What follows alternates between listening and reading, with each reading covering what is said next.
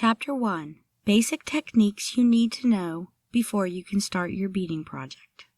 Before you start, it is important to know these basic steps that you would need to do in almost any piece you create.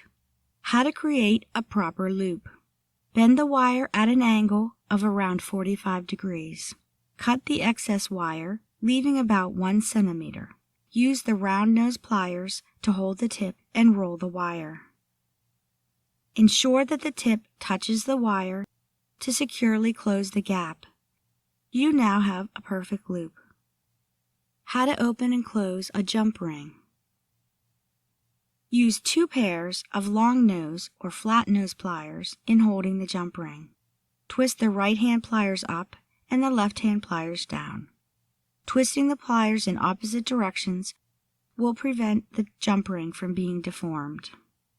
After attaching the jump ring to another finding, hold it in the same position as you did when you opened it, but turn the pliers in opposite directions.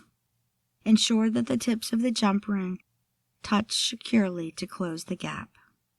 Now that you know the basics, let's start beading.